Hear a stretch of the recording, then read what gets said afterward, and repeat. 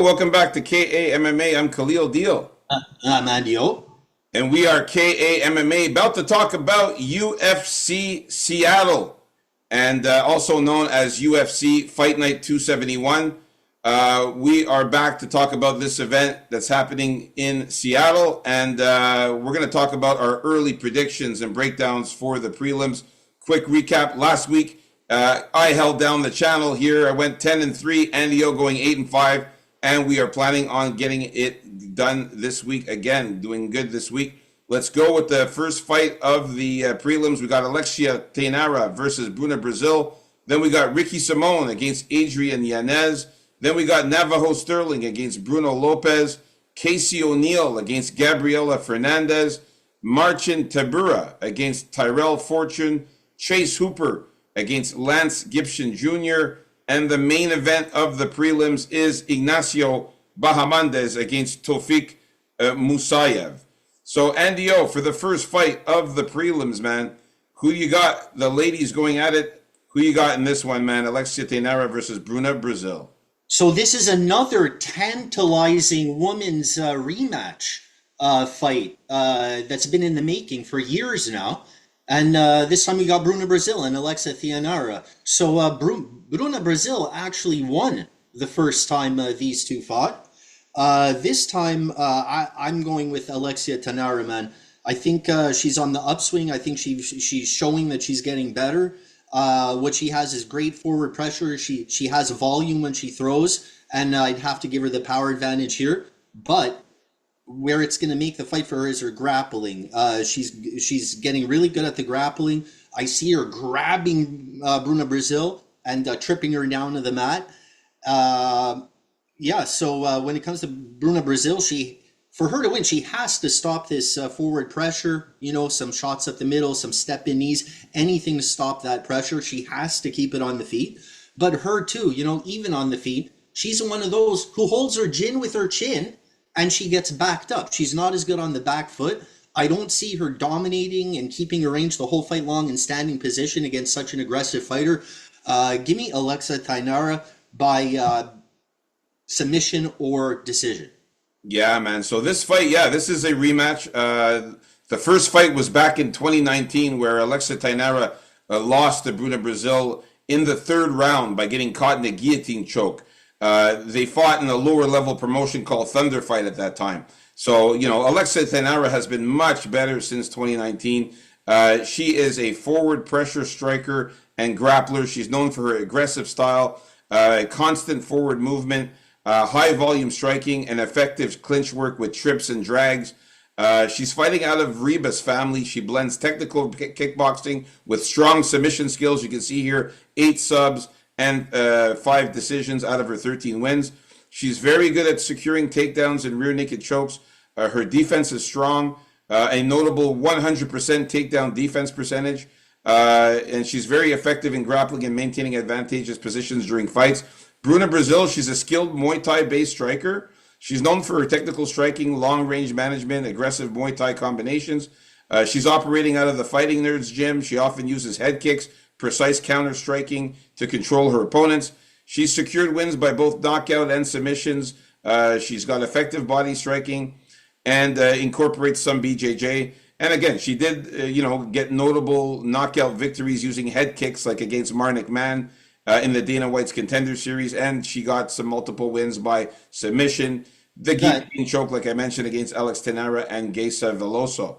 Again, that head kick knockout against Marnik McMahon, I still say that's like a hip kick knockout. Yeah, seriously, because Marnik Man is so short. But give me Alexia Tainara to come back here, get her revenge on Bruna Brazil, and destroy her. I got her by submission as well, or decision. So me and Andio in agreement with the first fight of the prelims here. Let's move on up to the next fight. We got Ricky Simon versus Adrian Yanez. Now for this one here, man, Ricky Simon's fighting out of, I think his hometown is Seattle, actually, from what I heard. So that's why they went and got this guy here. Originally, Ricky Simon was supposed to fight... Oh, no. Okay, no. So I thought, there was no cancellation in this one. So yeah, Ricky Simon, definitely, I think he's from Seattle. This guy's got a powerful wrestling.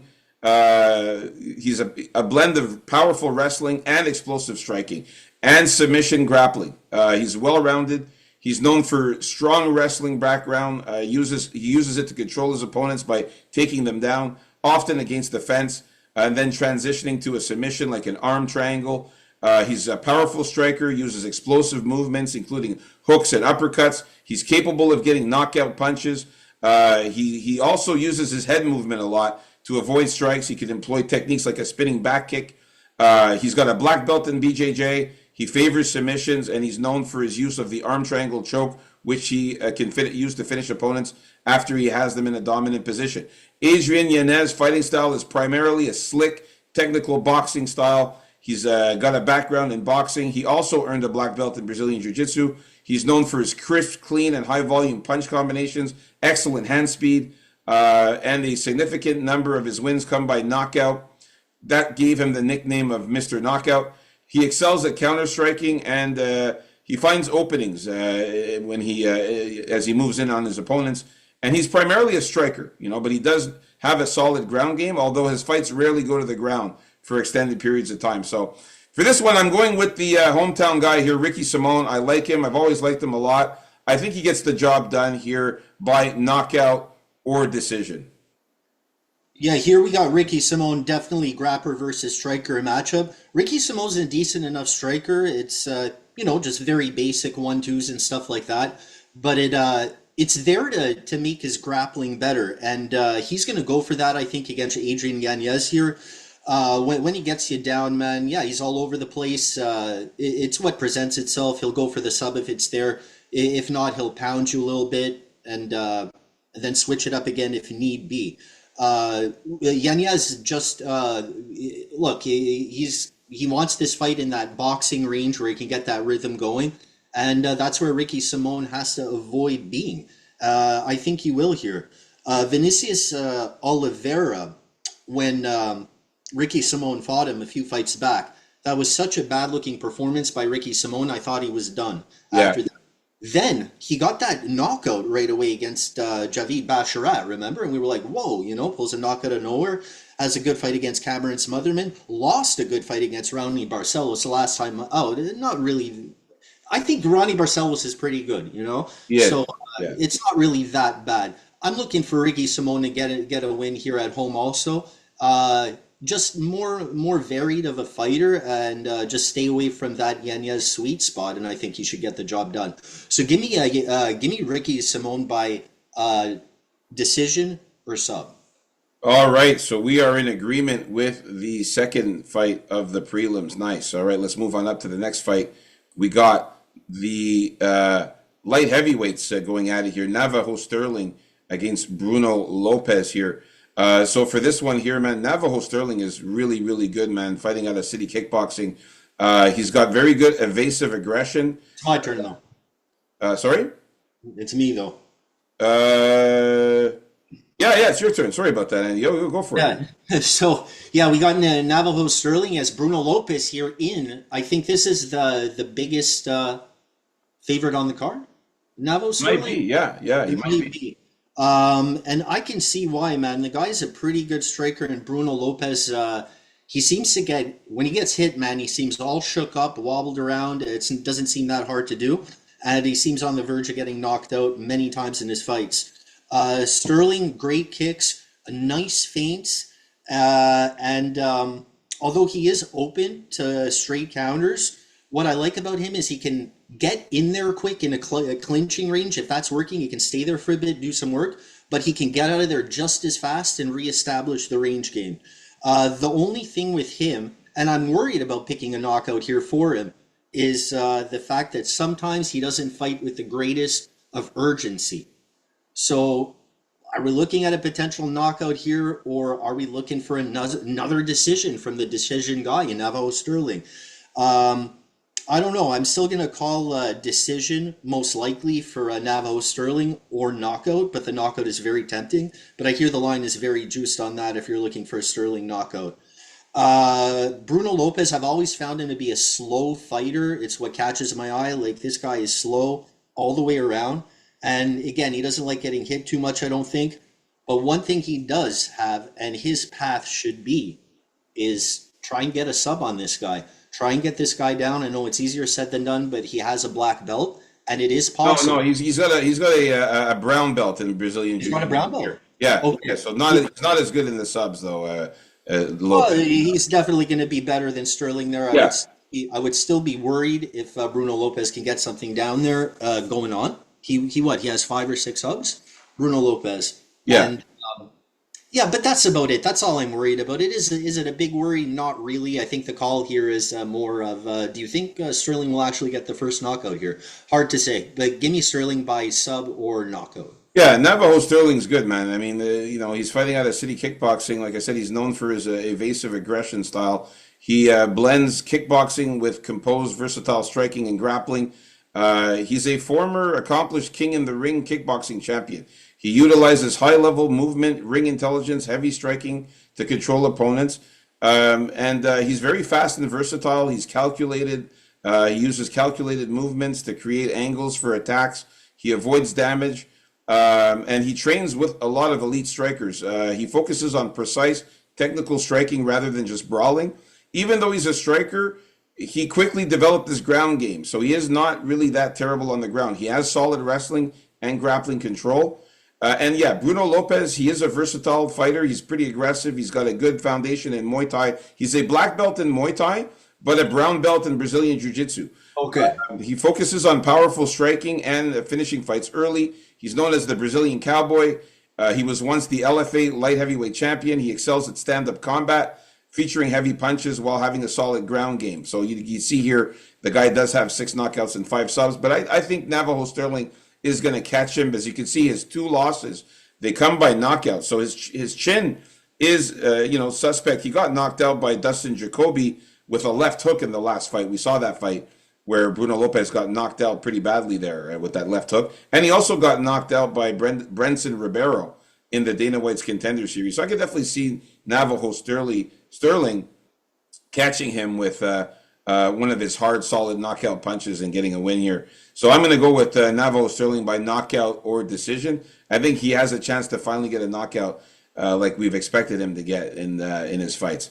It's definitely a good opportunity. Yeah. So I know he hasn't had a knockout in his last few fights there, but I think he can get one here. All right, so we're going to move on up to the next fight. Me and Andio agreeing on that one, and let's get to the ladies again. Here we got Casey O'Neill against Gabriela Fernandez.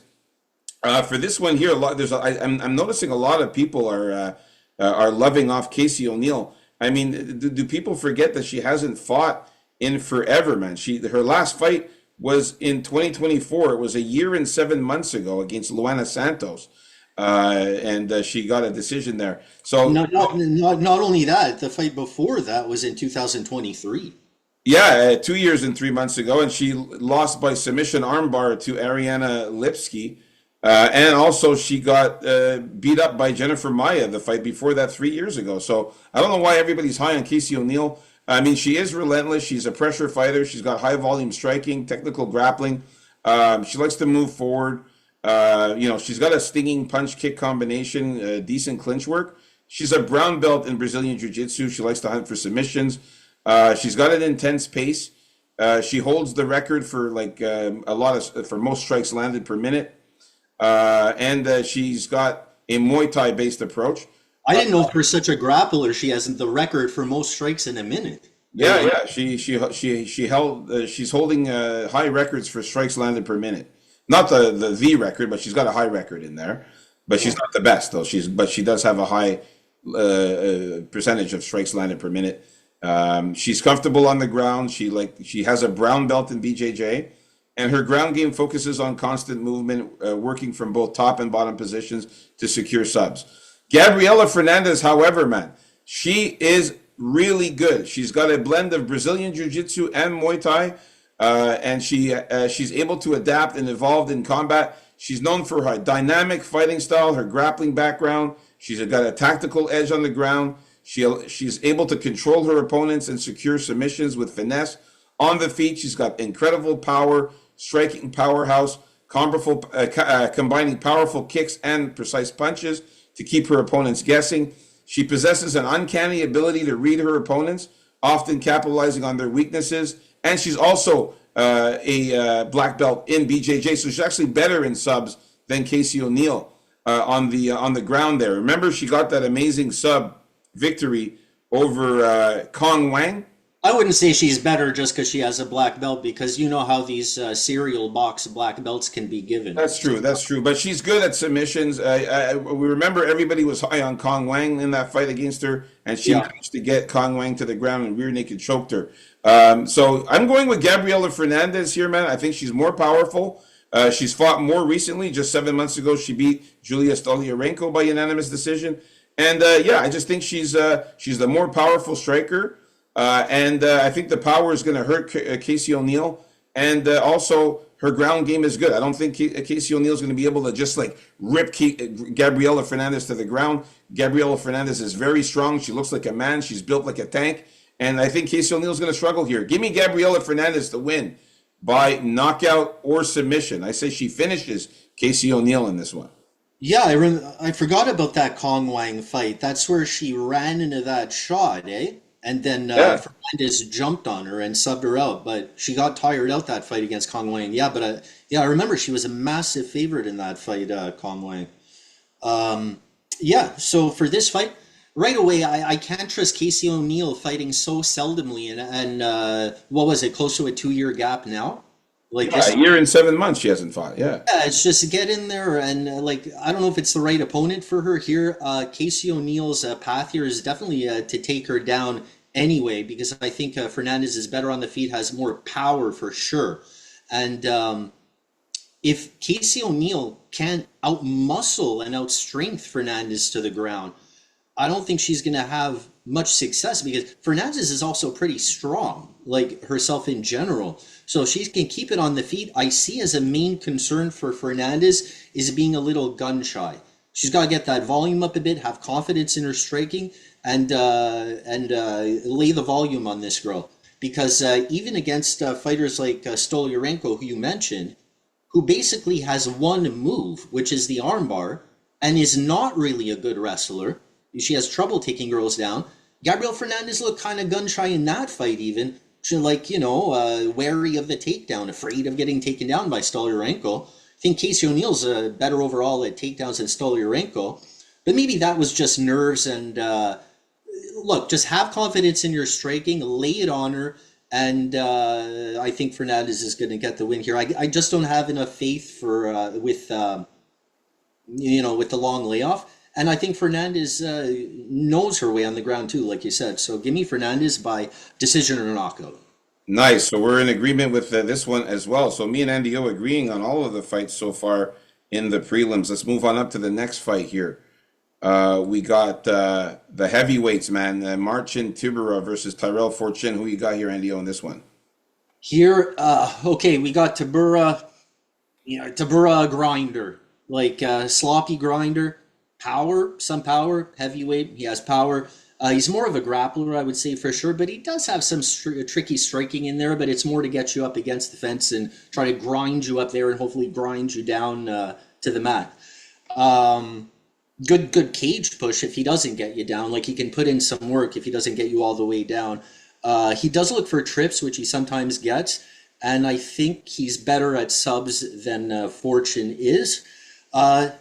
Look, this is another Bellator guy. I haven't heard too much talk on, that this guy's the best fighter in the galaxy. We've heard the best fighter in the world, best in the universe coming into the UFC with these former Bellator guys, and it just doesn't work out that way for them. He does have power. I think he does have his simpleness on the feet. He has nice knees up the middle, which may pose some trouble for Tybura because of his belly sometimes, I don't know.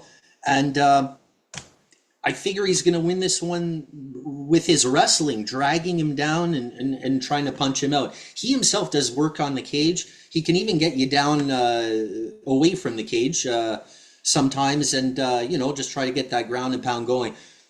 Me, I'm looking for another UFC guy to put down the Bellator guy. That's really what's making me pick Tybura here. I think this is a 1-900 gambler fight. I don't know how anyone can have confidence in Fortune. or for that matter, Tabura. But I am going to go with Tabura here as a UFC vet, fought better competition. So I pick him to win by decision or sub. All right, man. Yeah, I thought the same thing too, man, until I actually checked out a few of Tyrell Fortune's fights. I And saw his fights. He's nothing impressive. man, the guy is a very good wrestler, man. Tyrell Fortune, man, the guy is very good at getting takedowns and he's good at clinch work. He's got a background in wrestling. He's very good on the ground, and his style is often described as a heavyweight grappler. He uses his physical strength and power to dominate his opponents on the ground and get takedowns attempts in clinch situations. He's got powerful punches, 11 knockouts out of his 17 wins, and the guy is really, really good on the feet too. Tabura is starting to get up there in age, man. He's 40 years old. We saw him lose really badly in the last fight against Ante Delija, where he got knocked out in that fight. Didn't look good in that last fight. I'm starting to see a decline in Tabura here. Tabura is very well-rounded, though. He's good at wrestling and judo, and he's known for his ability to dominate opponents on the ground as well. He's got good wrestling skills as well. He also has good jiu-jitsu. So his jiu-jitsu is going to be better. His submissions are going to be better than Tyrell Fortune. But I can see one of these things where it's going to be Tyrell Fortune, the bigger guy, drags down Tabura, gets on top, stays on top of him, ground and pounds him, and just knocks him out. I think Tabura is starting to go on the decline here. So I'm going to go with Tyrell Fortune. Like you said, not the highest of confidence, but me and Andy O disagreeing on this one. I got Tyrell Fortune by knockout or decision. I think he's the younger guy, going to be a little bit quicker in there and a little bit bigger than Tabura, man. So We'll see. We'll see about how much bigger he is. Remember, Tabura can fluctuate, you know? Stay tuned for Friday's fantastic face-off show. And there you go. We'll be able to see what these guys look like on that show on Friday. All right, let's move on. If Tabura looks like utter trash, have we seen before, I may switch my pick. Yeah, man. So we'll see if Andy O switches his pick on Friday, guys. And we're getting to the co-main event here of the prelims. We got Chase Hooper against Lance Gibson Jr., man. This one's a tricky one. But I got to go with Chase Hooper. I got to go with the veteran here in the UFC. This guy had a bad fight last fight against Alexander Hernandez where he got clipped. But prior to that, man, he was on a winning streak, a 4-fight winning streak. Actually, probably even more than that, if we want to really be precise here. Yeah, he was on a 4-fight winning streak prior to losing to Alexander Hernandez. He beat Jordan Levitt. Then he beat Vyacheslav Borshev, he beat Clay Guida, and he beat Jim Miller. Chase Hooper, man, the guy's jiu-jitsu skills are next level. He's a very good grappler, black belt in BJJ. He's got an unconventional grappling style. He uses his long frame to dominate opponents on the ground, and he likes to go for subs. He's not primarily a striker. He does try to incorporate some striking to set up his takedowns. He excels mostly in his grappling. Bottom control as well, he's good. And he's got submission offense, submission defense, good ground striking as well. And Lance Gibson, man, he is a good fighter as well. He's very well-rounded. The guy's got some good boxing, some good wrestling and jiu-jitsu as well. He had a good fight against Bobby Green where he brought it to a split decision in his That was horrible to me. Horrible by Lance Gibson, though. Yeah, but Bobby Green also, this guy's a tough guy out there to beat, and he still went to a split decision in his first fight, But I think Chase Hooper is better, especially on the ground, than Bobby Green, and Bobby Green showed no threat of taking down Lance Gibson in that fight. So, yeah, Lance Gibson's good. He's got good leg kicks, good body kicks and stuff like that, good punches. He's pretty powerful, but I think if he gets taken down, he's in trouble. So I'm going to go with Chase Hooper to win by submission or decision in this one. Here's the thing. Lance Gibson is primarily a grappler. I suggest if he wants to win, he keep it on the feet because he does have pretty good leg kicks, like you said, and, decent striking. But man, that performance against Bobby Green, and I'm sure it's not the first time in his career, this guy didn't want to go for it, man. He could have won that fight against Bobby Green, sure. Man, but if you had Lance Gibson Jr., who at this point in his career I think should have beaten Bobby Green, like me, and didn't, you were screaming, you were not happy, I can't pick a guy that's not going to fight for my money, man. And if Lance Gibson wants to take Chase Hooper down, by all means, go ahead. Because down there, man, Hooper is so active and so long and goes from submission to submission, unlike maybe anyone else in the UFC, sometimes at the expense of getting hit. But that's what you get when you're that risky and you just go for it all. Also, his striking, it's not particularly good, that's for sure, but he has those nice, strong, long leg kicks that a lot of these grapplers have that I like. So you can't underestimate those. But yeah, since he's primarily a grappler, I see him kind of like getting down there at some point, trying to take Chase Hooper down, and I think that will be his demise. So give me Chase Hooper by submission or knockout, because he has some real good ground and pound if he can get on top Chase Hooper. Sometimes it's like a surprise. You see him rolling around for those subs, he winds up on top, and you're like, whoa, this guy unleashes that ground and pound. So, yeah, give me finish for Chase Hooper. You're right. He has been knocked out, Lance Gibson. So yeah, maybe I'll say KO or sub as well. I think I'll join on the finish there for. That's just in case he gets on top for the ground and pound, man. Yeah, man. All right. So yeah, we're in agreement with Chase Hooper here, and now we have made it to the main event of the prelims. Guys, if you haven't already, hit that like button and subscribe if you're new. Shout out to all the new subscribers. Thank you guys so much. You got us to 143 subscribers. Guys, let's get to 150. We need 7 more of you awesome people out there to hit the sub button. So, yeah, the main event, Ignacio Bahamondes against Tofik Musayev. Who you got, Andy O? Here, I'm going to go with... this is a very tough one here also, because Bahamondes has had his share of losses. Don't forget also he's coming on short notice here. Just so you guys know, but personally, I don't think it's going to affect a fighter like Bahamondes too much, even if it's on short notice. What sticks out for me here with him is his leg kicks and when he decides to try and manage the distance, because his head kicks are to all levels, nice body kicks also, and just accurate, just an accurate guy. It's nice to see when he really gets his rhythm going. But sometimes he doesn't, man. Sometimes he likes to stay in that close range, and he can grapple also. He's pulled off a surprising submission here in the UFC not too long ago also, but lately more and more he seems to accept bottom position because, I don't know, he wants to be crafty and work at his sub game from down there, but that could be a problem sometimes, so I'd rather him not stay on his back if need be. With Musayev, this guy lost a tough debut. He's pretty skilled himself. He has a fast, in and out style, and where he uses his kick and punch combos together with effectiveness. I think himself, he's a better striker than grappler also, but he can grapple. And one thing he also does when it comes to one of Bahamondes' strengths is he can catch kicks too.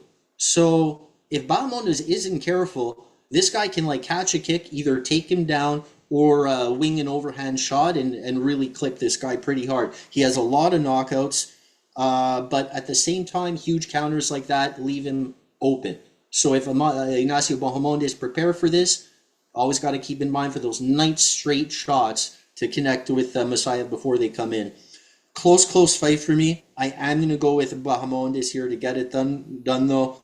I think those leg kicks are gonna be effective if he uses them wisely and if he keeps his range more than he doesn't. So give me Bahamondes by knockout or decision. Yeah, man. Ignacio Bahamondes is a dynamic, tall striker. They got it wrong here. He's actually 6'3". Training out of Valley Flow Striking, he uses his 6'3" frame to land powerful kicks and knees, specializing in spinning techniques. He's got very good high volume kickboxing with improving grappling, specifically using front kicks and triangle chokes. A former amateur kickboxing champion, Bahamondes bases at Muay Thai and kickboxing. He's got a long range. He excels at long range fighting from a distance, and he's comfortable in the pocket as well. He uses an unorthodox style and strikes like a spinning wheel kick to finish fights. He's primarily a striker, but he has developed his ground game. Tofik Musayev, very explosive striker as well, with a background in Sanda, which is Chinese kickboxing. He's known for immense knockout power, high pressure kickboxing as well, and forward movement. He's he's not bad, but not very good on the ground either. About 50% of his boxing strategy involves a powerful left hook, and he likes to punish opponents on the feet. So he doesn't really have a ground game very much. I think Bahamondes would be much better at getting a takedown in this fight. If the fight were to go to ground, I think Bahamondes has a better chance there. Give me Bahamondes. He's going to have that huge height advantage. They're saying that Tofik is 5'10". He's actually 5'9". So we're looking at about a 5-inch height advantage for Bahamondes. But what's also incredible is that he's going to have a significant 6.5-inch reach advantage for Bahamondes. So I can see him piecing him up on the feet and just jabbing and hitting him with strikes from long range. And I know it's not a stat that they have, but it would be good to know. I'm sure he has significantly longer legs, which help. Help with kicks, especially with the leg kicks and stuff like that. Yeah. I'm going with Bahamondes on this one by knockout or decision. So me and NDO agreeing on almost all of the fights except for one in the prelims. Stay tuned for the main card coming up next. KAMMA, let's get it, baby.